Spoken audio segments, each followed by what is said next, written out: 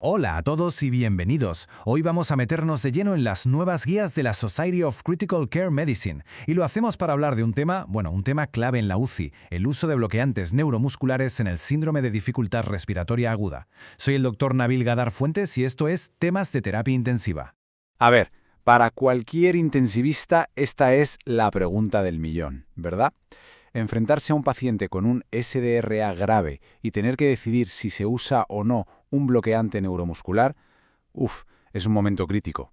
Un momento de esos en los que la evidencia que tenemos y nuestro propio juicio clínico, chocan de frente.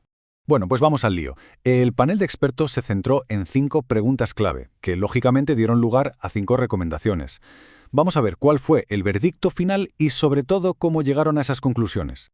Y aquí está el gran titular, la idea más importante de toda la guía. No hay reglas absolutas. El panel lo deja clarísimo. Casi todas sus recomendaciones son condicionales. Así que el punto crucial ahora es entender exactamente qué significa eso para nuestra práctica del día a día. Pues mirad, una recomendación condicional, según la propia definición de las guías, significa justo esto, que no hay una única respuesta correcta. Es una forma de reconocer que el contexto lo es todo, que cada paciente es un mundo y que el juicio clínico no es que sea importante, no, es que es absolutamente esencial. Lo que es fascinante de esta tabla es la foto general que nos pinta. Si nos fijamos en la última columna, la de certeza de evidencia, es que es demoledor. Para la recomendación principal, la certeza es baja. Y para todas las demás, muy baja. Esto nos dice, con una honestidad brutal, que estamos navegando en un mar de incertidumbre. Venga, ahora vamos a desmenuzar la recomendación más importante, la que nos dice si debemos usar o no los bloqueantes. ¿Por qué? Si la evidencia es tan débil, el panel se inclina a favor de usarlos en ciertos pacientes. Pues la respuesta, como casi siempre, está en cómo interpretamos los ensayos clínicos que tenemos. Aquí la tenemos, la primera recomendación, formulada de forma muy clara. Se sugiere usar bloqueantes en pacientes con SDRA de moderado a grave, es decir, con una PAFI por debajo de 150. Pero, ojo al matiz, que es crucial, esto es solo después de haber optimizado la ventilación y la sedación. No es, ni de lejos, un tratamiento de primera línea.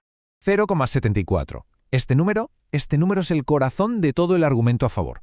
Un metaanálisis de 7 ensayos encontró que usar bloqueantes se asociaba a esta reducción del riesgo relativo de mortalidad a los 28 días. A primera vista, parece una razón de muchísimo peso. Y aquí, claro, llega el gran pero. A pesar de ese número tan prometedor, la calidad global de la evidencia se consideró baja. ¿Y por qué? Pues principalmente por el alto riesgo de sesgo en algunos estudios y sobre todo por la inconsistencia, la tremenda inconsistencia entre los resultados de los ensayos más grandes. Esta es la pregunta clave. Si tenemos varios ensayos clínicos, ¿cómo es que no tenemos una respuesta clara y rotunda? Pues la clave está en que los 2 estudios más influyentes, los más grandes, llegaron a conclusiones totalmente opuestas. Y esta comparativa lo ilustra de maravilla. Por un lado tenemos el ensayo Accurasis de 2010, que encontró un beneficio claro en la mortalidad. Genial. Pero es que 9 años después llega el Petal Rose y... nada.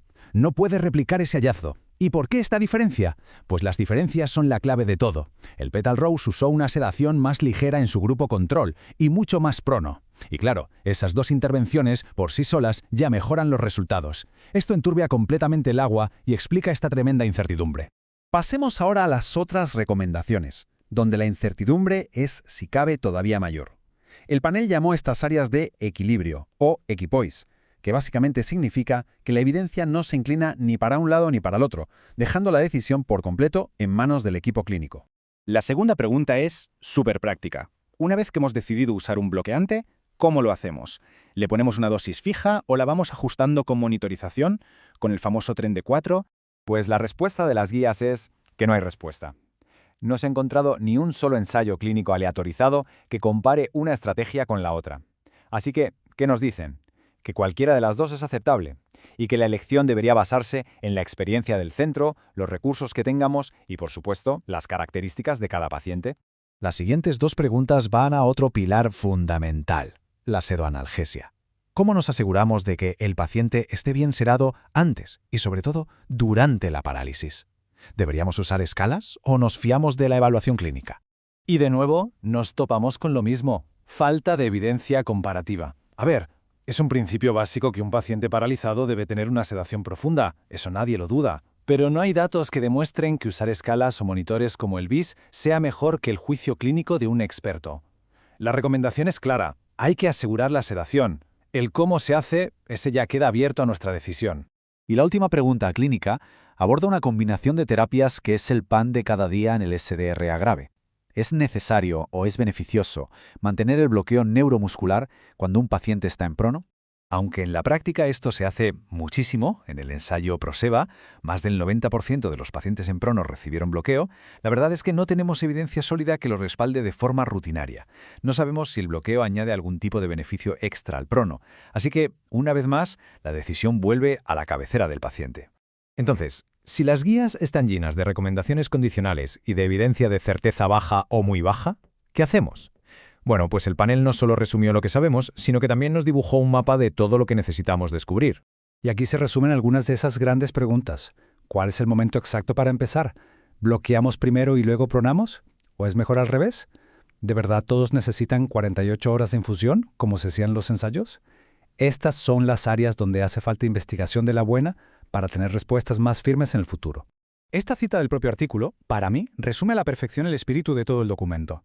No son un protocolo rígido que hay que seguir a rajatabla, son más bien un marco para pensar, una herramienta que reconoce lo compleja que es la medicina crítica y que nos empodera como clínicos para tomar la mejor decisión posible con la información que tenemos, por limitada que sea. Y terminamos con una pregunta para la reflexión. Estas guías nos enseñan, con una honestidad tremenda, los límites de la evidencia.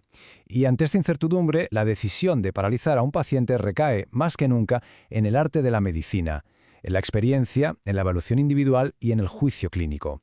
La pregunta final es esa: ¿cómo integramos todo esto en esa decisión tan crítica ahí, al lado de la cama del paciente?